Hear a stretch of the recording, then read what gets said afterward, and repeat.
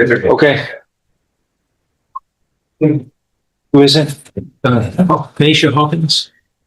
Kenisha Hawkins. Was it one case? Yes, Two cases. Two cases. One's going to be dismissed if it hadn't already.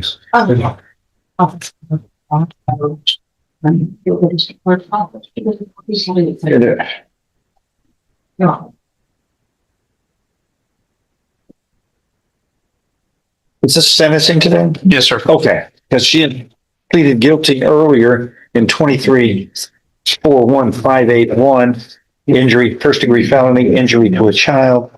Okay. And I've got 5182, or 1582.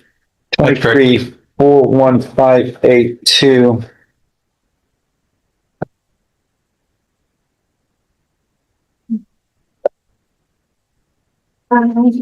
Is the injury to a child first degree, both of them?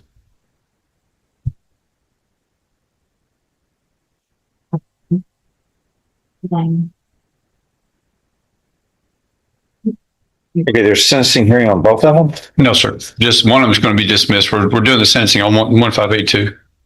41582. Sorry, 41582. Okay, yes.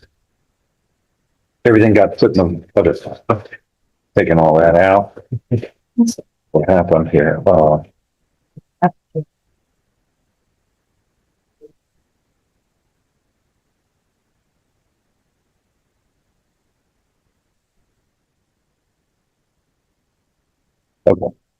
Yeah. Okay, already on it. 23-41582 is now called the state of Texas versus Kenisha Hawkins. That's you, correct? Yes. With your attorney, Mr. Reynolds, and the state's attorney. Earlier, you pleaded guilty to the first degree felony of injury to a child in this cause number 41582, causing serious bodily injury to a child 14 years of age or younger by failing to take the child to a medical treatment facility after it was apparent the child needed immediate medical intervention. And you had a duty as parent to take care of that child.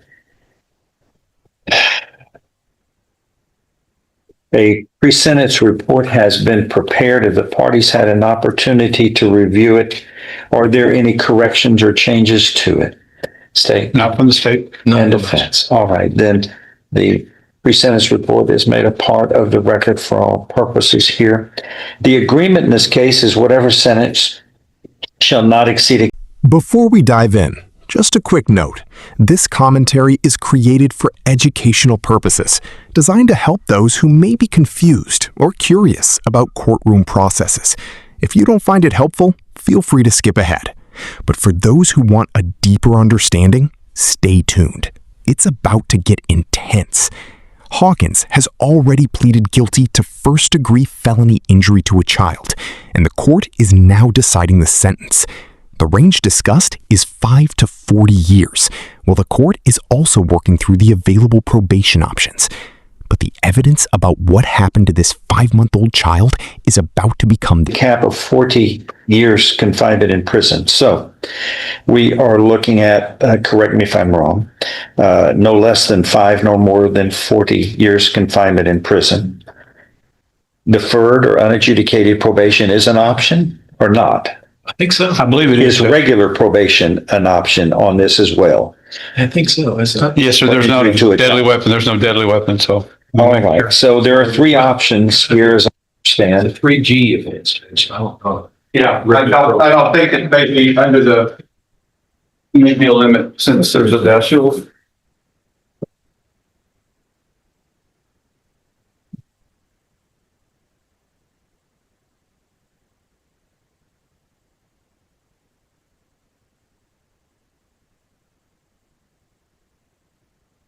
I said, what the pornography that's.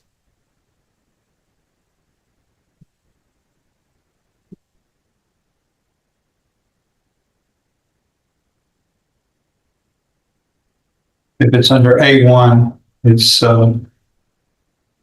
you can't give a straight probation. Under 42 L 54, subsection A10.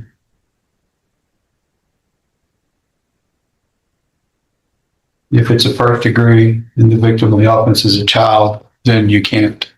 And that's what this alleges. Yes, sir. I don't believe you can give regular probation. So it's just the two options are deferred or unadjudicated probation and flat time. Yes, sir. Is that what everybody agreed? This is 22. 14 years of age or younger.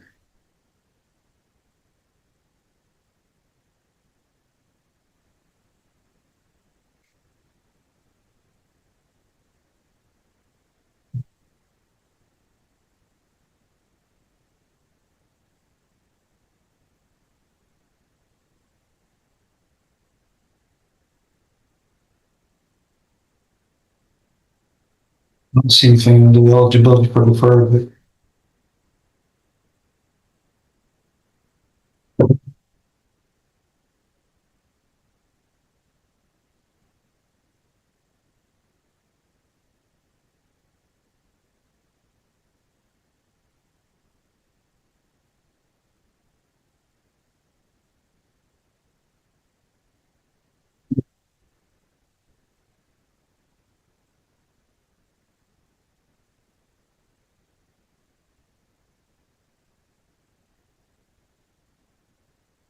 Where were you on the, 42A 1102.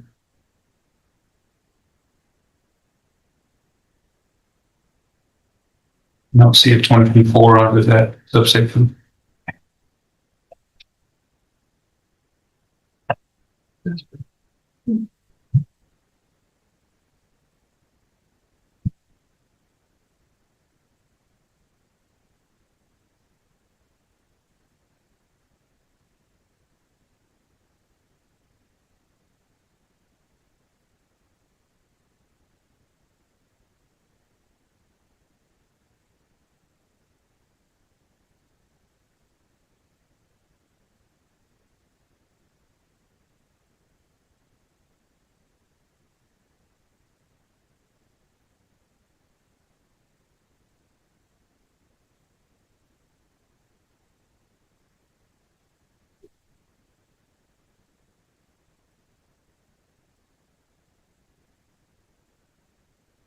so you're stating she is eligible for deferred Correct. I think she is. or unadjudicated probation, but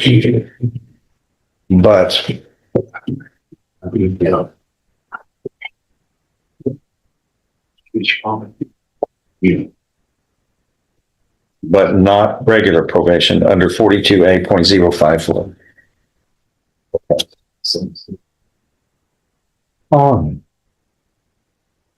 The state and they go open and close here on the argument. Judge, I have one witness that would like to testify. Call Frank Coffin from the Beaumont Police Department. He's present in the courtroom. Come forward.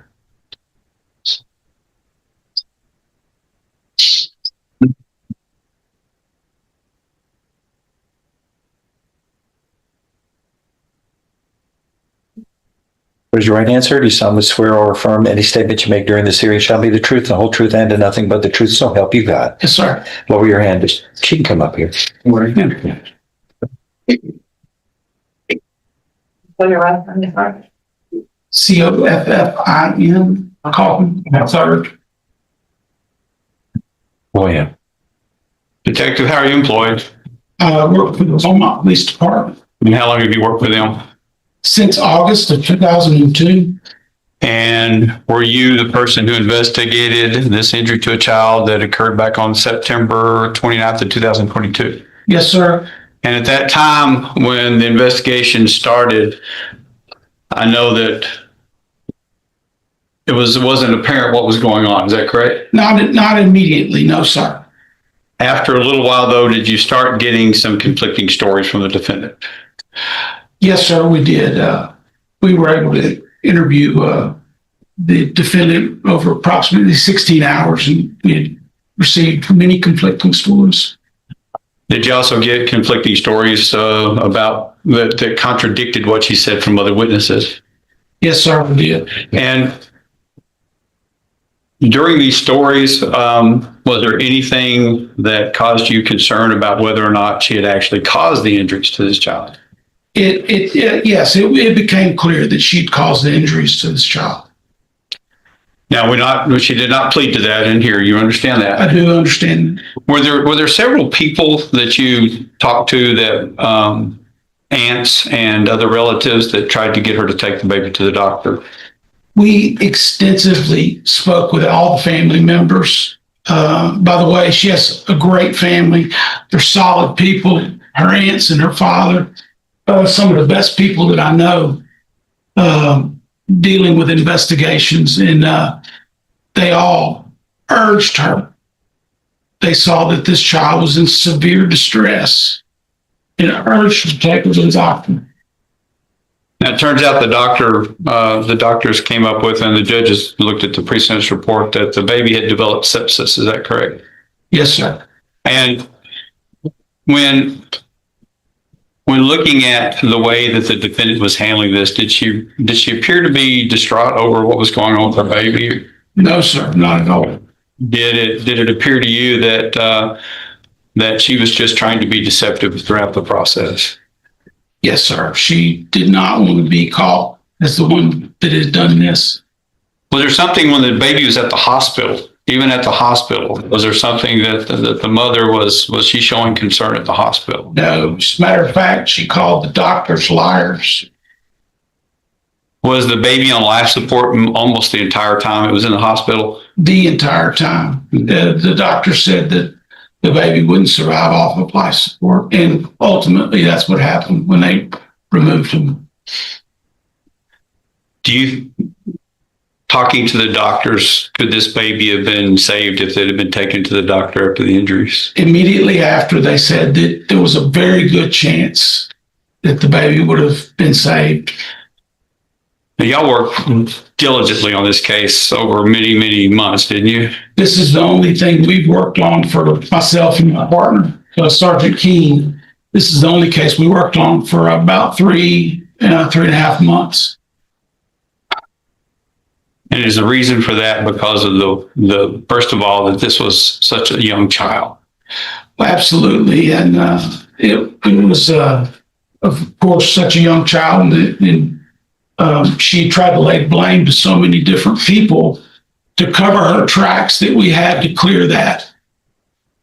So you had to go through and rule out every story that she gave, is that correct? Every story she gave, she tried to say, Judge, that all of her aunts had done this to this baby instead of her. And you've seen the story she's come up with this time, right? This late stage false fabrication that she's come up with now directly goes against the doctor's findings, our investigation, and her own previous statements that she's made to us over repeated interviews. So was there anything that she ever said that came out to be true when you were doing this investigation? The only thing that she said is that was truthful is after a period of time, she said that she knows that she should have brought the child to the doctor because it was in severe distress. Mm-hmm. Anything else you want to add that you wanted the judge to know? Just one other thing, Judge. I was hoping that with this late false narrative that she's given directly goes against what I would think to be to show that she's really sorry for this and to show, some character.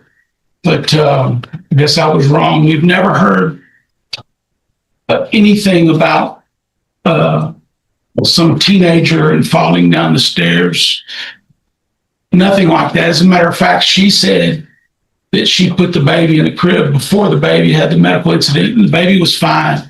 Said she drank 3 bottles of milk and was playing and cooing, where the doctor said that was impossible. The doctors at UTMB, Judge, said this was the worst case of eye damage that they'd ever seen. They said that the first doctor that looked at this didn't know what she was looking at and had to get another physician to come in to make sure that she was right of the detached retinas in the baby's eyes.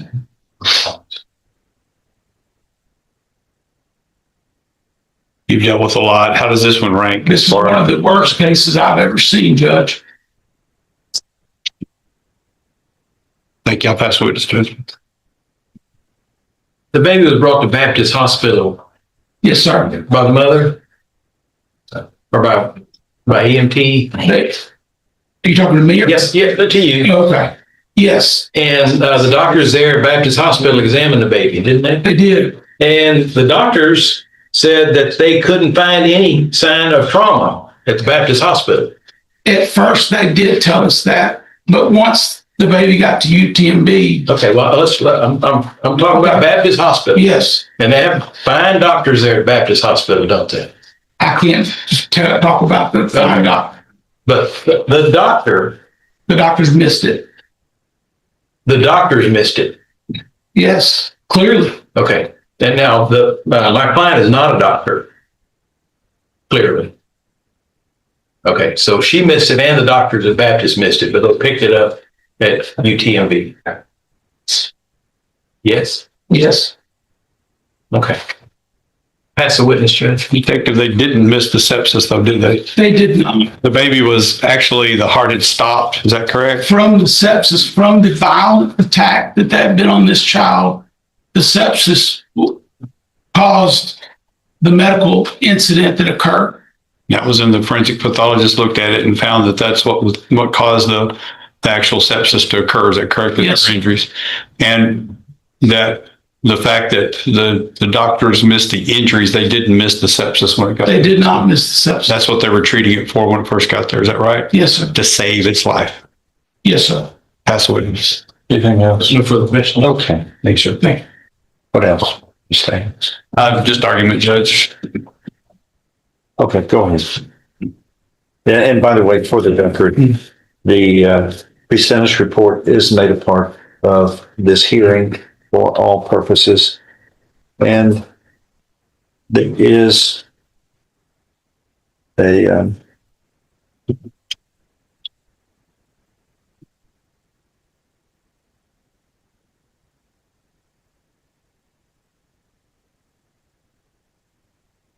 there's a letter here from a Decoded Hawkins, who is writing on for her sister. That's your sister. Yes. And this is in the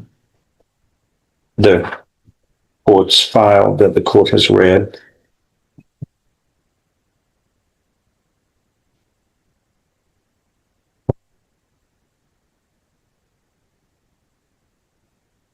And then Anthony Hawkins wrote something, and Mr. Hawkins is your father? Yes, sir.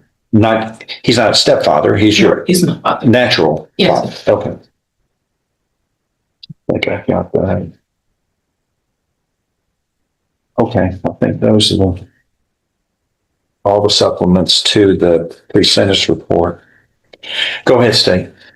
You can go begin and end. Judge, when you read this pre-sentence report, it's long, and it's long because there's a lot of facts to this. There was a lot that went on and a lot of things that this defendant could have prevented. And I'm going to stick with the not taking the baby to the doctor. According to the doctors, when it got to UTMB, that there's no way this baby was fine, even just hours before the baby stopped breathing and having seizures and things. It was apparent that this baby had been sick for a while and it was seriously ill. And they did everything they could to try to save the baby, but the baby,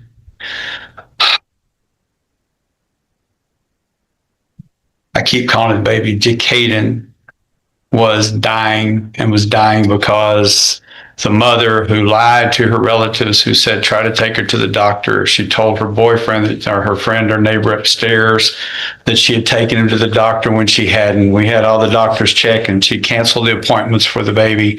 She did everything not to take care of this baby. And that's what a mother's supposed to do. And that's why in this particular instance, it's just a shame because this baby was only 6 months old, 7 when I think Jacaden died, but Jacaden was only a little over 5 months old, almost 6 months old whenever this happened, and then 7 months old when the baby died. And it's sad because Jacaden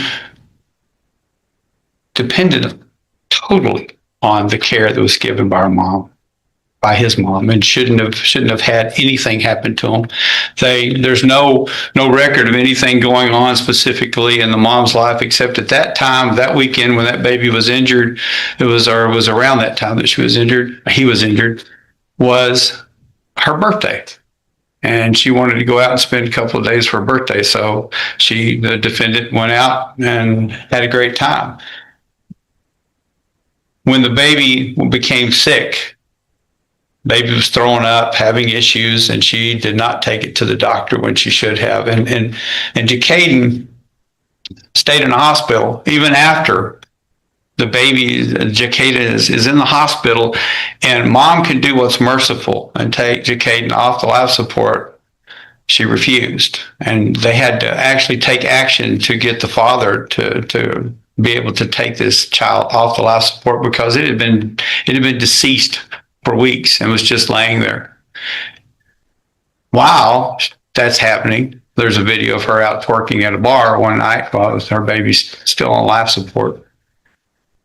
And then when she gets arrested and thrown in jail, instead of showing the remorse and acting like the nice person that she is, you've seen the jail records.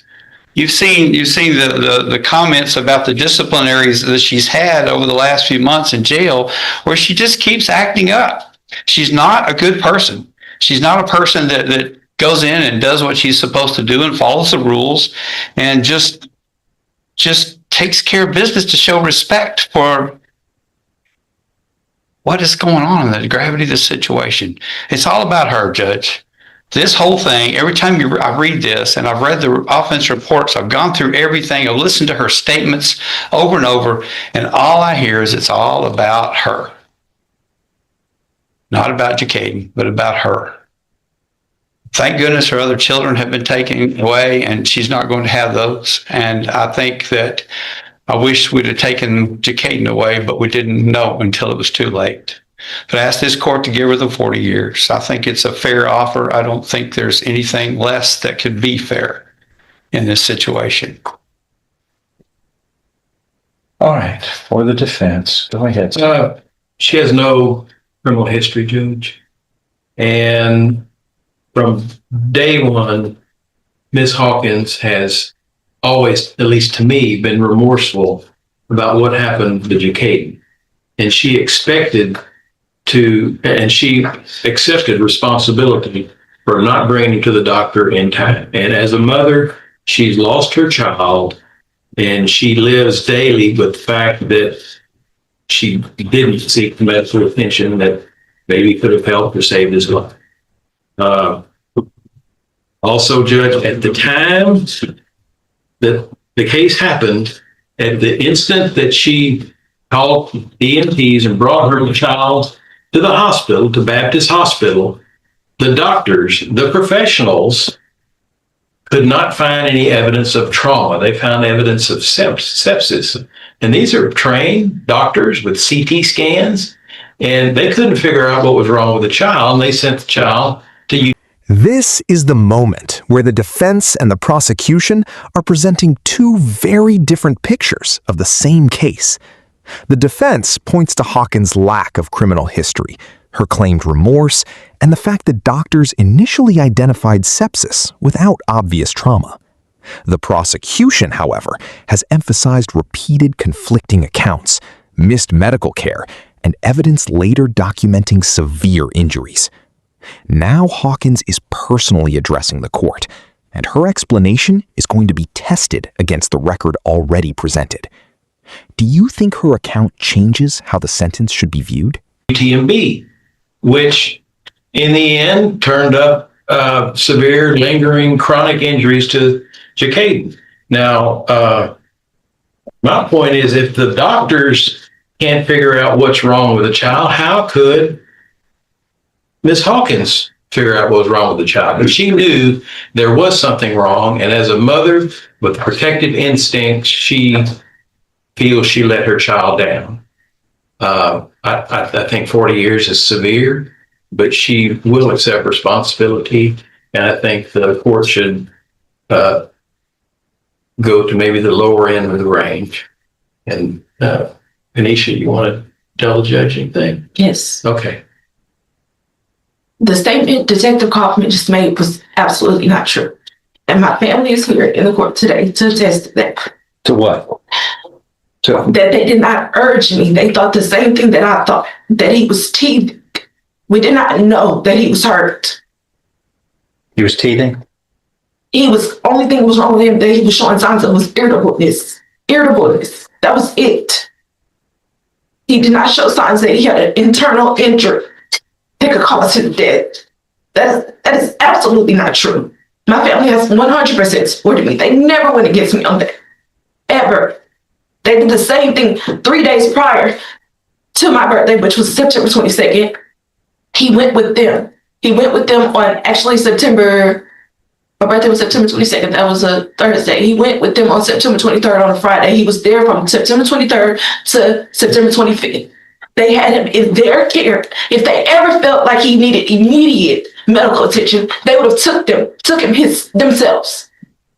They got Oragel and Tylenol because they thought the same thing that I thought. I never lied to Detective King.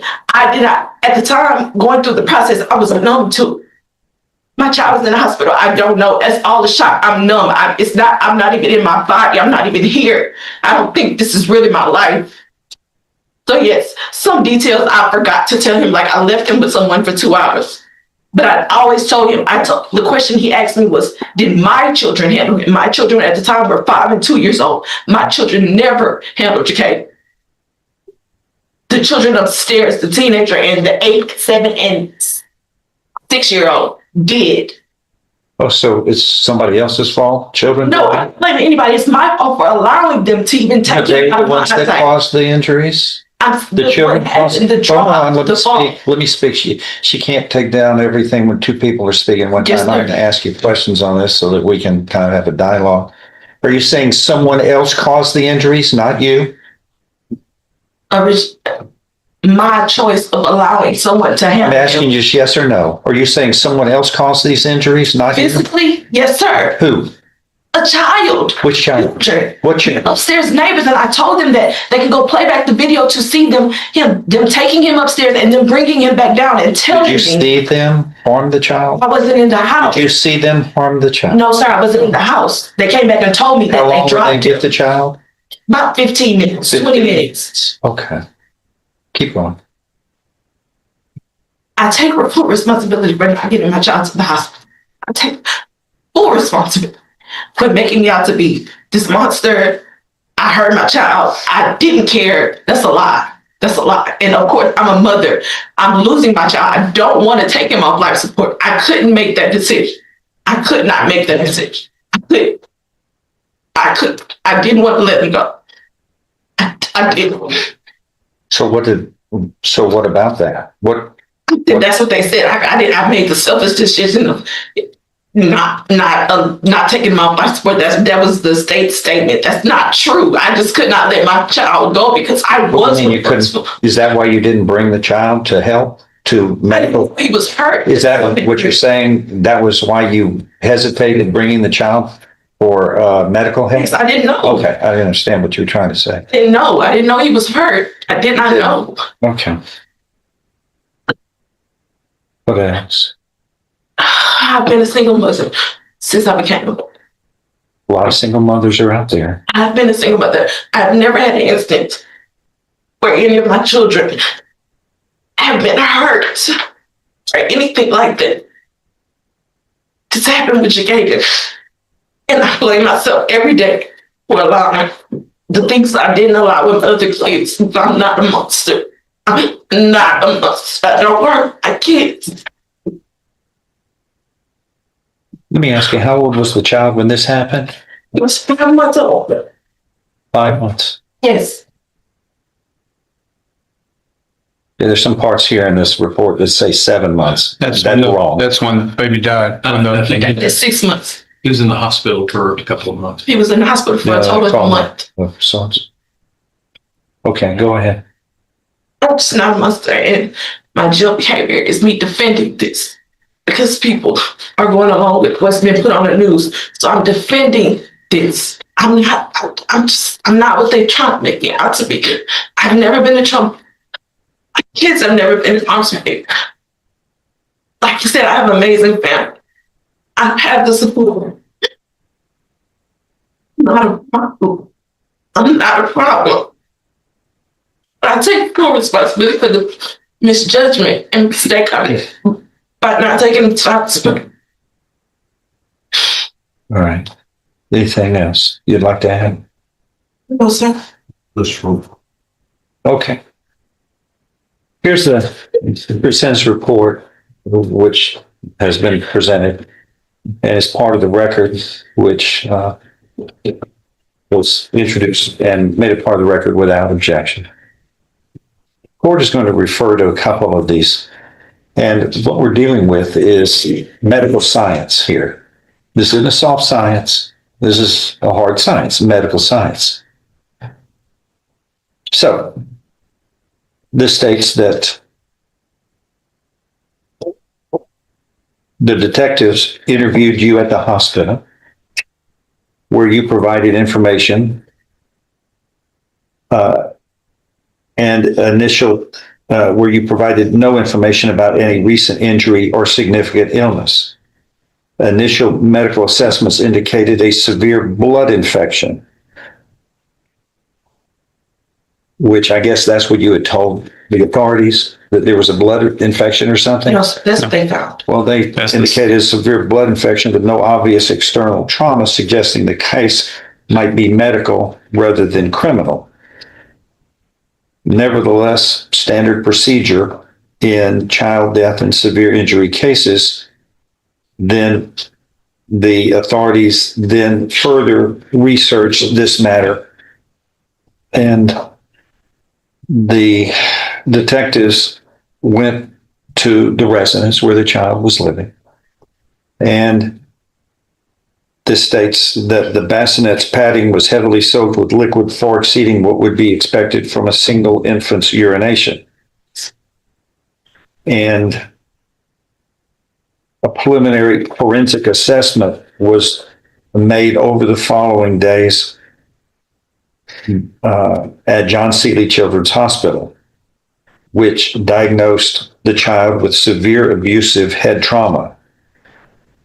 Dr. Patricia Beach, pediatrician and forensic child abuse specialist there, documented bilateral widespread retinal hemorrhages in all layers of the child's eyes with bilateral retinal detachment, and subdural brain hemorrhages, intracranial hemorrhage with traumatic encephalopathy and very significant injuries overall to the child. The doctor noted that the symptoms were compatible with head trauma. The child's condition deteriorated rapidly, became comatose, was placed on child support, and because of the diagnosis of severe brain injury, became clinically brain dead with no hope of recovery, and was rendered blind by the extensive eye damage. He also experienced multiple organ damage due to oxygen deprivation. This was, according to the doctor at John Seeley, the worst case of detached retina ever seen, along with more than one area of bleeding on the brain. The doctor later explained to investigators that Decoded suffered severe sepsis caused by intestinal bacteria leakage, which stemmed from brain injury that impaired the organ to function properly. She demonstrated that the injuries resulted from violent shaking, which lasted 60 to 90 seconds and placed the most severe recent traumatic event between September 20th and the 22nd which was just a few days before the child's death. Dr. Beach confirmed that the CPR performed by the officers could not have caused any of the injuries and suggested that early medical intervention could have improved the outcome. A skeletal survey performed later revealed numerous fractures to various stages of healing. These are old injuries of healing across multiple ribs, arms, legs of the child, indicating repeated episodes of extremely violent shaking over time. Dr. Beach concluded that the constellation of injuries, severe brain hemorrhages, retinal hemorrhages, eye detachments, and multiple fractures of the child's body was highly indicative of abusive head trauma inflicted on more than one occasion between the months of August and September. The Galveston County Medical Examiner, Dr. Barnhart, reviewed the autopsy findings and similarly determined that the injuries were consistent with abusive trauma. On October 30th, a few days later of 2022, the child was removed from life support. And the child died. Judge, there's one real important on page 2. That third paragraph, where it starts off with however, in that sentence, about the second sentence down. Each aunt provided consistent accounts of the child's symptoms, including green vomiting, fussiness, fever, labored breathing, which they repeatedly urged Hawkins to address medically. Hawkins repeatedly minimized or denied these symptoms and claimed that she had sought medical care. Statements later disproven by phone records, text messages, medical office confirmations, and witness accounts. That is included in paragraph 3 or the second full paragraph in page 2 of the pre-sentence report.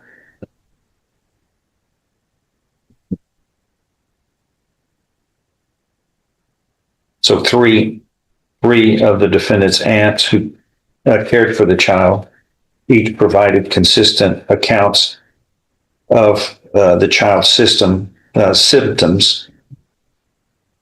They repeatedly urged the defendant to address them medically, and the defendant repeatedly minimized or denied these symptoms and claimed that she had indeed sought medical care, which was a statement later disproven by phone records, text message, and medical office confirmations, as well as other witness accounts.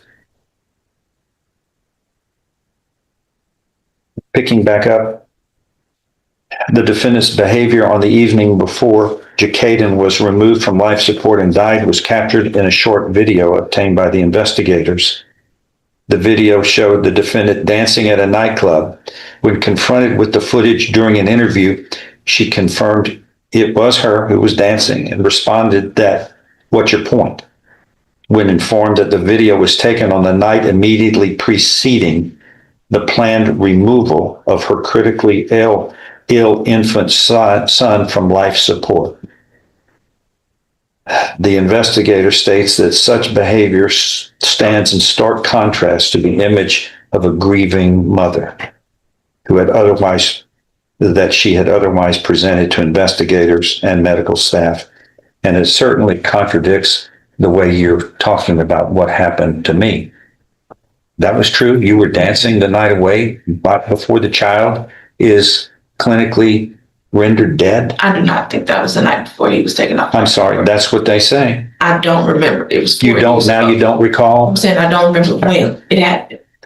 I think things like that would be probably blazed into your memory, wouldn't it? I mean, isn't this important? Judge. Oh. So the pre-sentence report from the probation office states in summary that the incident reports document a lengthy and consistent pattern of disruptive, aggressive, and non-compliant behavior by the defendant throughout her incarceration from February 23 through May of 26 at the Jefferson County Correctional Facility. The defendant repeatedly refuses to follow oral and written directives, argues with staff, creates excessive noise, openly disregards institutional rules. Her conduct frequently escalates into verbal confrontations with both the officers and other inmates, and on many interactions include hostile, profane language and personal insults directed to the staff. The reports describe multiple instances in which you instigated or actively participated in physical altercations. These include fights involving the throwing of objects, striking other inmates with closed fists, stomping, or attempting to advance toward others despite officers' attempts to restrain you, and in several instances, spitting on other inmates. Several fights required staff intervention through physical restraint, spray deployment, and on one occasion, the use of a taser when all other measures failed for you to gain compliance with the rules. You are also frequently involved in group disturbances, either as an instigator or an active participant, contributing to heightened tensions and unsafe conditions within the dorms and recreation yards at the jail. In addition to aggression, you regularly violate procedures and security rules, including entering unauthorized areas, refusing to rack up, go to bed during required times, returning to the dorm without permission, engaging in unauthorized communication with inmates in other areas, and failing to wear your uniform properly.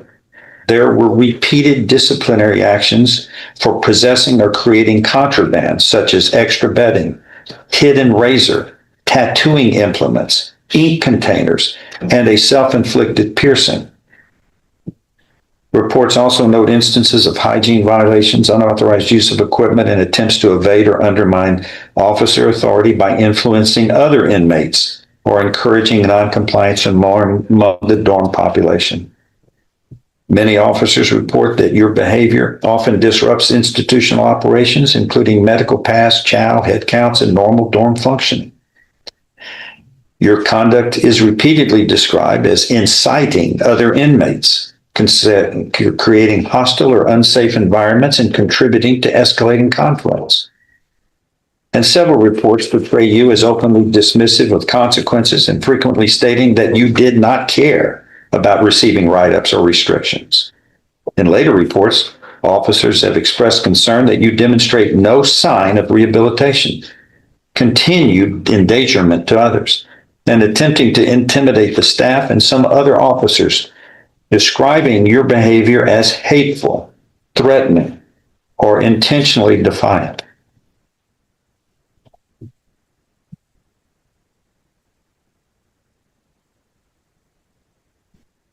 All right, well, those aren't going to get you gold stars. Anything to add by any of the parties? Yes. Anything, Ms. Hawkins, you would like to add? You get to speak last.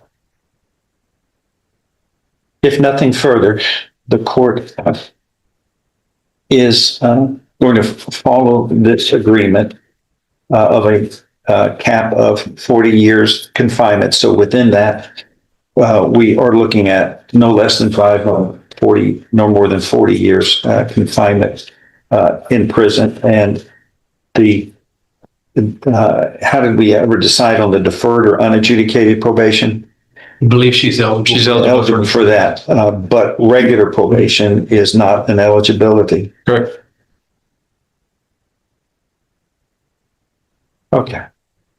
The defendant has pleaded guilty voluntarily to this first-degree felony of injury to a child by causing serious bodily injury to Decoded Shaw, a child 14 years of age or younger.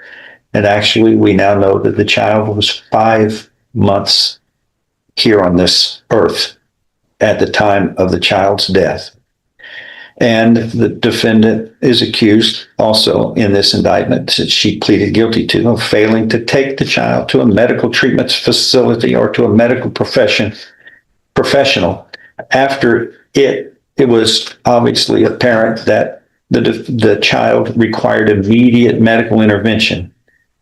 And what's more, under law, the defendant had a statutory and legal duty to act responsibly and timely, as the defendant was a parent of the child.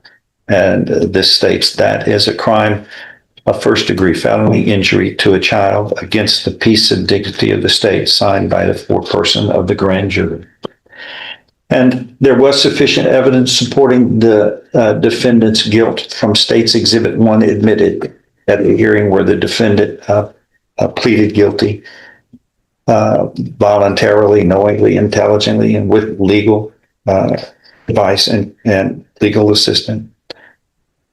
There was enough evidence presented to support the defendant's plea of guilty to find the defendant guilty of this first degree felony of injury to this child of 5 months of age.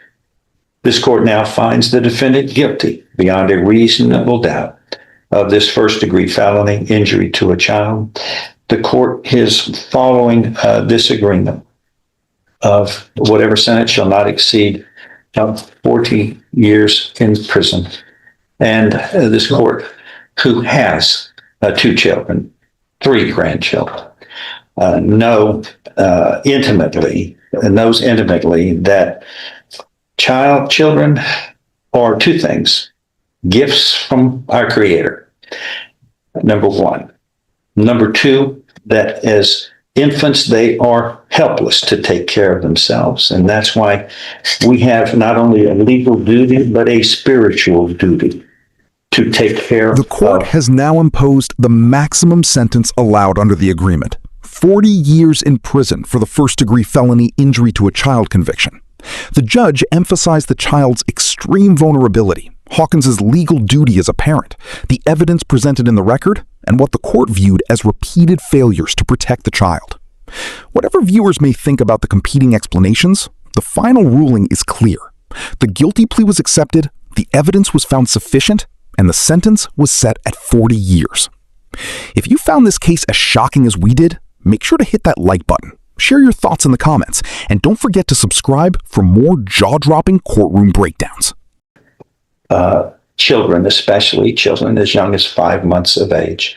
This court has read into the record innumerable circumstances where you have absolutely failed and neglected your responsibility given by our Creator and our law. I now find you guilty beyond a reasonable doubt, and you are hereby sentenced to confinement in the institutional division of the Texas Department of Criminal Justice to serve a term of 40 years confinement. The death of a child, what is the cost? What is the right punishment? A child's loss is maybe the greatest loss that humans deal with on this planet. And I can't say enough about the special treatment that must be given to children from our Creator. And you totally failed, and not only failed, but attempted to blame others for your irresponsibility. I just wish we could have somehow, before this happened, convinced you of the importance and the responsibility that you had to your child and how that was vital to the child's existence. This is the order of the court, and we are in recess on this case.